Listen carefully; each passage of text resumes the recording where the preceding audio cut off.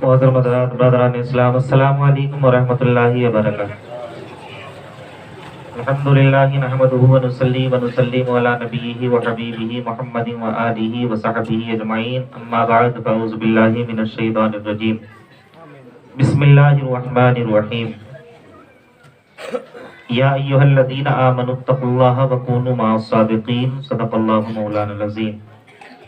غوث اعظم بمن بے سروں ساما مدد، قبلہ دی مدد، کعبہ ایما مدد، بگرداب بلا افتاد کشتی، ضعیفان و شکستہ تو پشتی، بحق خواجہ عثمان ہارونی، مدد کن یا معین الدین چشتی، قادری یم آرے یا غوث اعظم می زنم، دمز شیخ احمد رضا خان قطب عالم می زنم۔ درود پاک پڑھی، اللہم صلی علی سیدنا شفیعنا حبیبنا کریمنا مولانا محمد مبارک وسلم۔ صلو علیہ صلاۃ و سلام علیکہ یا حبیب اللہ، صلاۃ و سلام علیکہ یا حبیب اللہ صلی اللہ تعالی علیہ وسلم۔ عادت کے مطابق 2 یا 3 اشعار نعت پاک کے ملاحظہ فرمائیں۔ اگر آپ سنیں گے تو تیسرا شعر سناؤں گا، ورنہ 2 ہی شعروں پر ختم کر لوں۔ وہ جس کے لیے محفل کون سجی ہے، وہ جس کے لیے محفل کون سجی ہے، وہ جس کے لیے محفل کون سجی ہے، وہ میرا نبی میرا نبی میرا نبی ہے۔ سبحان اللہ سبحان اللہ۔ میرا نبی میرا نبی میرا نبی ہے، اور فردوس بری جس کے وسیلے سے بنی ہے، فردوس بری جس کے وسیلے سے بنی ہے، وہ میرا نبی میرا نبی میرا نبی ہے۔ سبحان اللہ سبحان اللہ۔ احمد ہے محمد ہے وہی ختم رسول ہے، سبحان اللہ۔ احمد ہے محمد ہے وہی ختم رسول ہے، مخدوم مربی ہے وہی بالی کل ہے، سبحان اللہ سبحان اللہ۔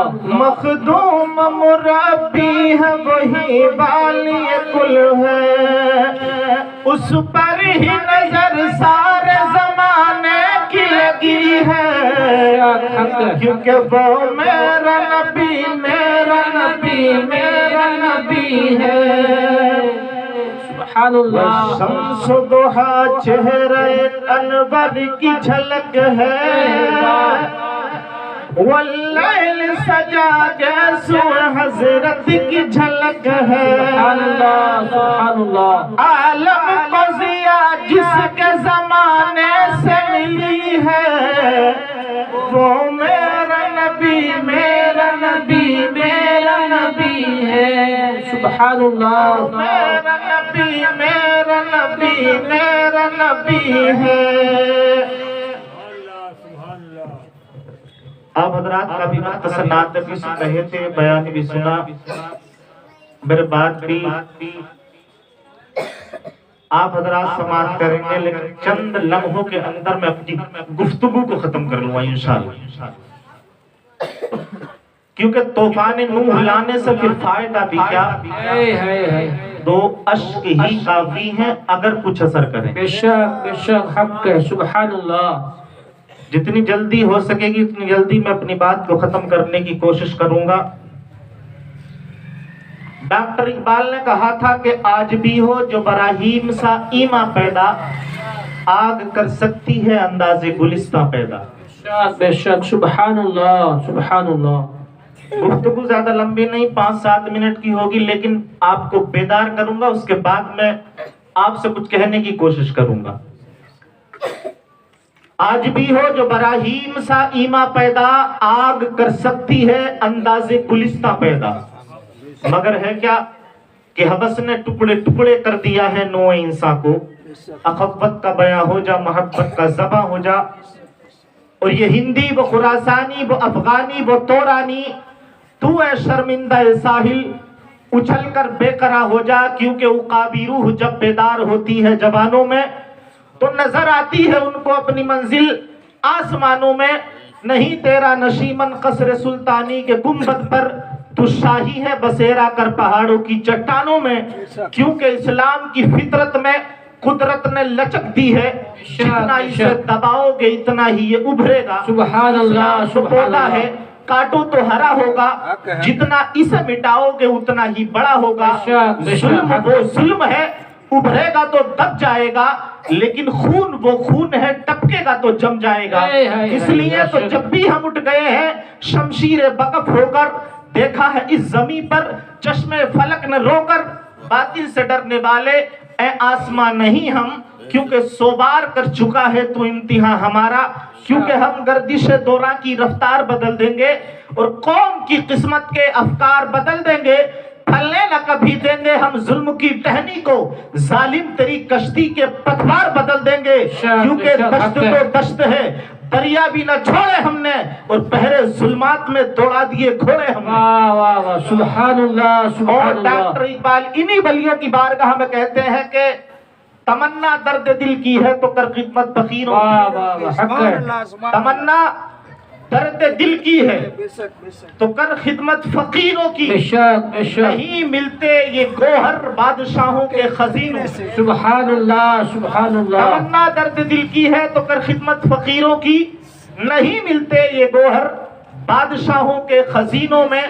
اور ڈاکٹر اقبال آگے کہتے ہیں کہ جلا دیتی ہے شمع کشتہ کو موجے نفس ان کی، جلا دیتی ہے شمع کشتہ کو موجے نفس ان کی، الہی کیا چھپا ہوتا ہے ان اہل دل کے سینوں واہ میں، واہ واہ، سبحان الہی اللہ، کیا چھپا سبحان ہوتا اللہ۔ ہے ان اہل دل کے سینوں میں۔ اور کہتے ہیں آگے ڈاکٹر اقبال کے نہ پوچھ ان خرقہ پوشوں کی، ارادت ہے تو دیکھ ان کو، ید بیضا لیے بیٹھے ہیں اپنی آستینوں میں، نگاہ مرد مومن سے بدل جاتی ہے تقدیریں، گر ہو ذوق یقین پیدا تو کٹ جاتی ہے جنزیریں۔ اور کہتے ہیں آگے ڈاکٹر اقبال کہ کوئی اندازہ کر سکتا ہے ان کے زور بازو کا، نگاہ مرد مومن سے بدل جاتی ہے تقدیریں۔ اللہ کلام مقدس میں ارشاد فرماتا ہے یا ایھا الذین آمنوا اتقوا اللہ وکونوا مع الصادقین، اے ایمان والو اللہ سے ڈرو اور سچوں کے ساتھ ہو جاؤ۔ بے شک بے شک بے شک۔ قرآن نے جو سچا کہا وہ انہی کے بارے میں کہا۔ اللہ کے جو نیک بندے اس دنیا کے اندر ہوئے، اللہ نے انہی نیک بندوں کے بارے میں فرمایا کہ ایمان والو مجھ سے ڈرو، بے شک۔ اور جو میرے خاص بندے ہیں تم ان کے ساتھ ہو جاؤ۔ بے شک بے شک، اللہ کے رسول کی ایک حدیث ہے اتقوا بفراست المومن فإنہ ینظر بنور اللہ، مومن کی نگاہ باطنی سے ڈرو۔ نگاہ باطنی مطلب دل والی نگاہ، بے شک حق ہے۔ مومن کی نگاہ باطنی سے ڈرو، کیونکہ جب وہ دیکھتا ہے تو اللہ کے نور سے دیکھتا ہے۔ واہ واہ واہ، ہم اور آپ دیکھتے ہیں کسی انسان کو تو صرف چہرہ یا لباس دیکھ سکتے ہیں، ہمیں اس کی شخصیت کا اندازہ اسے دیکھ کر کے نہیں لگے گا، لیکن یہ اللہ والے جب دیکھتے ہیں تو سیدھا دلوں کے اندر دیکھ لیا کرتے ہیں۔ حضور خواجہ غریب نواز تو یوں فرماتے ہیں، جب حضرت خواجہ عثمان ہارونی کی بارگاہ میں غریب نواز رہنے لگے، کافی عرصے تک حضرت خواجہ عثمان ہارونی کی آپ نے خدمت کی، آپ کے پیر کامل ہے خواجہ عثمان ہارونی، اندازہ لگائیے اسی سے کہ جب غریب نواز کے پیر خواجہ عثمان ہارونی ہے تو عثمان ہارونی کا مرتبہ کیا ہوگا۔ جب خدمت میں رہنے لگے وظیفے بتایا آپ نے کہ غریب نواز نہیں بنے تھے، صرف معین الدین تھے، لیکن یہ غریب نواز کا جو لقب آپ کو ملا، یہ غریب نواز کے جو نذرانے آپ کو ملے، یہ خواجہ عثمان ہارونی کی بارگاہ سے آپ کو ملے تھے۔ حضرت خواجہ عثمان ہارونی کی بارگاہ میں جب رہنے لگے تو آپ نے فرمایا کہ غریب نواز کچھ وظیفے ہیں میں تم کو بتا رہا ہوں، ان وظیفوں کو یاد کرو اور پڑھو، دن رات پڑھتے رہو۔ تاریخوں کے اندر آتا ہے لگ بھگ 12 سالوں تک خواجہ غریب نواز نے حضرت خواجہ عثمان ہارونی کی خدمت کی۔ کچھ روایات کے اندر آتا ہے 6 سال کی خدمت کی، کچھ روایات کے اندر مختلف روایات ہیں۔ بہرحال جتنے وقت بھی آپ نے خدمت کی، اتنے وقت کے اندر آپ نے جو حاصل کیا، غریب نواز فرماتے ہیں کہ جب ایک دن مجھ سے فرمایا حضرت خواجہ عثمان ہارونی نے کہ غریب نواز اب دیکھو کہاں تک تم دیکھ رہے ہو؟ غریب نواز نیچے نگاہ دیکھتے ہیں زمین دیکھتے ہیں، اوپر دیکھتے ہیں تو آسمان دیکھتے ہیں.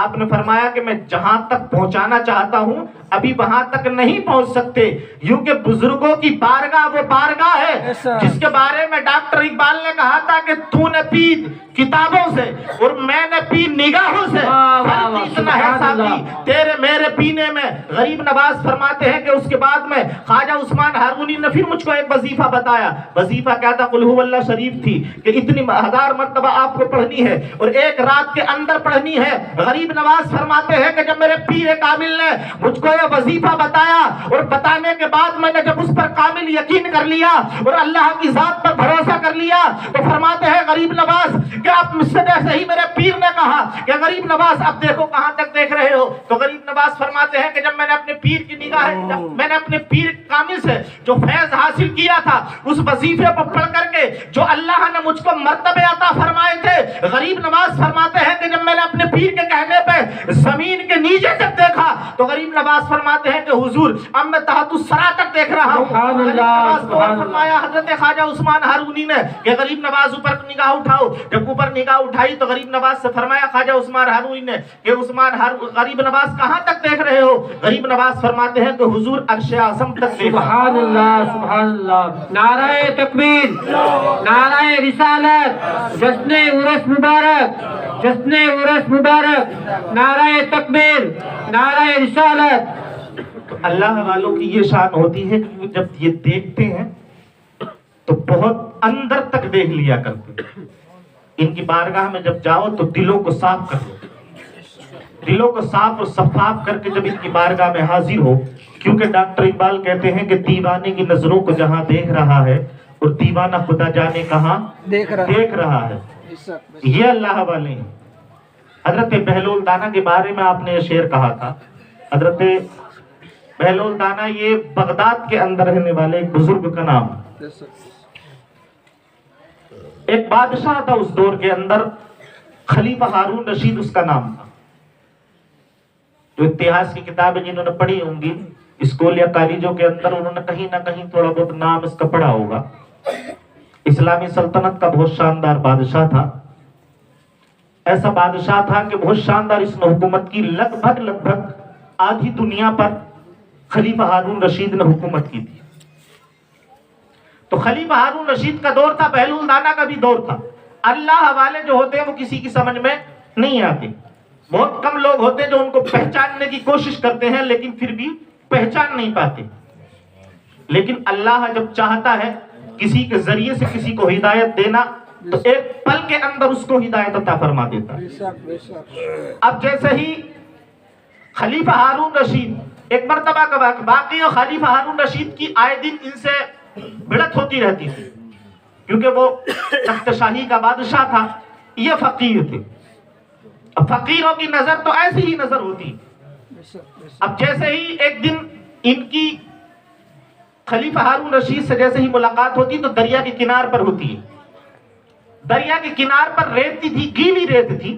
اس ریت سے پیر اندر کو آپ نے بڑھایا اور بڑھانے کے بعد اوپر سے مٹی کو رکھ لیا، پھر پیر کو وہاں سے کھینچ لیا تو اس گیلی ریت کے اندر ایک اس طرح سے بن گئے جیسے چھوٹے بچے ریت کے اندر مکان بناتے ہیں.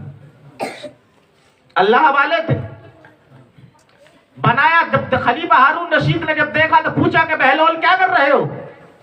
کہا کہ جنت بنا رہا ہوں. سبحان اللہ سبحان اللہ. سوچا کہ فقیر ہے، اس کے منہ کون لگتا ہے، میں بادشاہ ہوں، میں نکل گیا. خلیفہ ہارون رشید کہتا ہے کہ میں ان کے منہ نہیں لگا، نکل گیا. لیکن میرے قافلے کے پیچھے میری بیوی آ رہی تھی حضرت زبیدہ. واہ واہ حق ہے. اللہ کی ایسی نیک بندی تھی کہ انہوں نے اپنے مکان کے اندر 400 عورتوں کو رکھا تھا. سبحان اللہ. 400 عورتیں کوئی معمولی عورتیں نہیں تھی. تاریخ کے اندر آتا ہے کہ 400 کی 400 وہ حافظ قرآن تھی. سبحان اللہ سبحان اور اللہ. زبیدہ بی بی نے اپنے محل کے اندر، بادشاہ کی بیوی تھی، ملکہ تھی، اس نے اپنے محل کے اندر ان عورتوں کو نمبر سے نمبر ایک دوسرے کے بعد میں تلاوت کرنے کے لیے وہاں پر رکھا ہوا تھا. تو کہتا ہے کہ میری بیوی میرے پیچھے پیچھے آ رہی تھی اور اس کے ساتھ میں اس کی کچھ غلام تھی اور تو اس کے ساتھ تھی. جب میری بیوی ان کے قریب پہنچی فقیر کے پاس میں تو میری بیوی نے بھی وہی سوال کیا جو میں نے کیا تھا. تو کہا کہ کیا کر رہے ہو؟ فرمایا کہ جنت بنا رہا ہوں۔ کہا کہ جنت آپ بنا کس کے لیے رہے؟ کہا کہ جو خریدے گا اس کو بیچ دوں گا۔ اس نے یہ نہیں کہا کہ جنت بھی کوئی بیچتا ہوگا، بزرگوں سے محبت کرنے والی تھی۔ تو اس نے کہا کہ حضور آپ اگر جنت بیچنا چاہتے ہیں تو آپ اس کی قیمت بتائیے کتنی ہے؟ فرمایا بہلول دانا نے کہ 1 درہم اس کی قیمت ہے۔ سبحان اللہ۔ 1 درہم آپ دو مجھ کو اور میں آپ کو جنت بیچ دیتا ہوں۔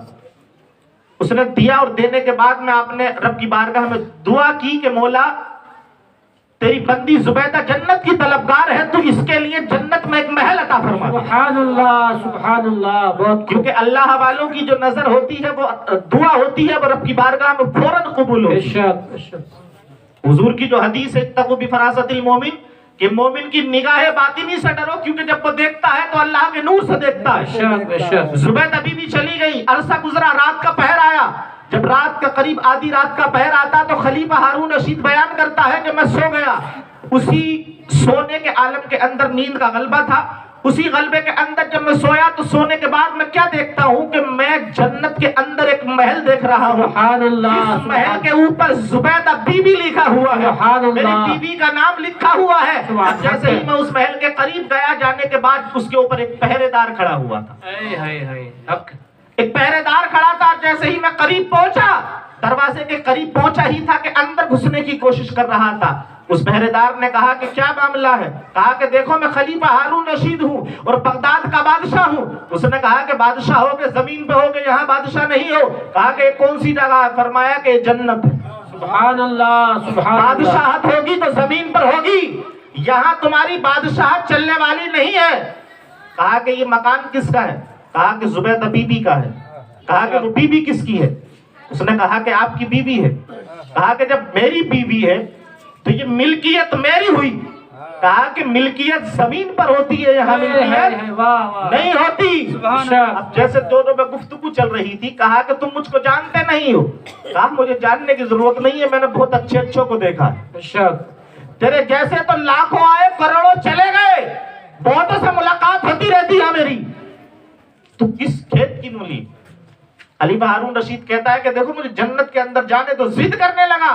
کہتا ہے کہ جب جیسے ہی میں نے قدم رکھا دروازے کے اندر تو اس دربان نے مجھ کو ایک دھکا دیا۔ جب دھکا دیا تو میں زمین پر گر گیا، اور گرنے کے بعد میں کہا، جب کہتا ہے کہ جیسے ہی میں گرا تو گرنے کے بعد اب میں سو رہا تھا، میری آنکھ کھل گئی، بیدار ہو گیا۔ بیداری کے عالم کے اندر بے چین ہونے لگا کہ زبیدہ بی بی نے کل جو جنت خریدی تھی بہلول دانا سے، وہ جنت اللہ نے زبیدہ بی بی کو عطا فرمائی۔ بے شک سبحان اللہ۔ صبح ہوئی، صبح ہونے کے بعد میں کہا کہ زبیدہ تم نے ایسا کون سا عمل کیا ہے کہ تمہارا ایک محل میں جنت کے اندر دیکھ کر کے آیا ہوں؟ کہا کہ کیسے دیکھا؟ کہا کہ خواب کے اندر میں سو رہا تھا، میں نے دیکھا کہ جنت کے اندر آپ کا ایک مکان ہے اور ایک محل بہت عالیشان ہے، اور اس کے اندر جس طرح سے غلام دنیا کے اندر عورتیں ہیں، اسی طرح کی غلام اس محل کے اندر بھی آپ کے لیے اللہ نے عطا فرمائی ہے، تو آپ نے ایسا کون سا عمل کیا ہے؟ وہ خاتون کہتی ہیں کہ میرے شوہر اے بادشاہ وقت، میں نے کوئی سا عمل ایسا نہیں کیا ہے، البتہ اتنا ضرور کیا تھا کہ کل کا جو دن گزرا تھا، آپ جس فقیر سے آپ کی جو ملاقات ہوئی تھی، میری بھی ملاقات اسی فقیر سے ہوئی تھی۔ بے شک سبحان اللہ فقیر سے سبحان اگر اللہ۔ ملاقات ہوئی تو کیا کہا؟ کہا کہ وہ جنت بیچ رہے تھے، میں نے 1 درہم میں جنت کو خرید لیا۔ ہائے ہائے واہ واہ۔ 1 درہم میں جنت کو میں نے خرید لیا۔ تو کہا کہ 1 درہم میں جنت کو تم نے خرید لیا، چلو میں بھی چلتا ہوں۔ بے شک سبحان اللہ۔ اب گیا، بادشاہ تھا، دولت تھی، دنیا پوری دنیا کی حکومت اس کے ہاتھ میں تھی۔ جانے کے بعد بہلول دانا کے پاس میں گیا، لیکن الٹی ہی چال چلتے ہیں دان عشق، آنکھوں کو بند کرتے ہیں دیدار کے لیے۔ خلیفہ ہارون رشید پہنچ گیا، پہنچ کر کے قدموں پر گرا، کہتا ہے کہ حضور جو جنت آپ نے زبیدہ بی بی کو عطا فرمائی تھی، وہ ایک محل جنت میں میرا بھی عطا فرمائی۔ بے شک۔ کہا کہ بے شک لے سکتے ہو۔ کہا کہ قیمت کتنی ہے؟ فرمایا کہ تمہاری سلطنت پوری کی پوری، جتنی تمہاری سلطنت ہے اس کے بدلے میں تم کو جنت ملے گی۔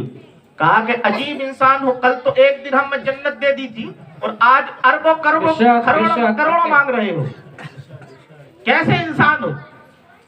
تو بڑا پیارا جواب دیا اس بزرگ نے، کہا کہ بادشاہ سلامت، زبیدہ نے جب جنت خریدی تھی تو اس وقت جنت کو دیکھا نہیں تھا بے زبیدہ شک نے۔ بے شک سبحان اللہ بادشاہ تو جو جنت خریدنے کے لیے آیا ہے، تو آیا کل بھی تھا اور آیا آج بھی ہے، لیکن آج جو تو آیا ہے میرے پاس میں تو تو رات خواب کے اندر جنت کو دیکھ چکا ہے، اس لیے جنت کی طلب تو تیرے اندر اٹھی ہے۔ تو یاد رکھ، جب تو جنت کو دیکھ کر کے جنت کی طلب تیرے اندر اٹھنے لگی ہے تو جس نبی کا تو کلمہ پڑھتا ہے، اگر اس کا دیدار تو نے کر لیا، جس کے صدقے میں جنت کو رب نے بنایا ہے، اگر اس کا دیدار تو نے کر لیا تو سوچ تیرے جذبات کا عالم کیا ہوگا۔ اور جب اس نبی نے رب کا دیدار کیا ہوگا تو اس نبی کی نگاہوں کا عالم کیا رہا ہوگا۔ بادشاہ تو اپنی دولت اپنے پاس رکھ، اپنا خزانہ اپنے پاس رکھ، مجھے تیرے خزانے کی ضرورت نہیں ہے، البتہ بات اتنی بتانا چاہتا ہوں کہ تو جو جنت خرید رہا ہے وہ دیکھنے کے بعد خرید رہا ہے، اس لیے جنت کی قیمت بڑھ بے چکی ہے، شک بے شک حق ہے اس لیے جنت کی قیمت بڑھ چکی ہے، کیونکہ رات خواب کے اندر تو جنت دیکھ چکا ہے۔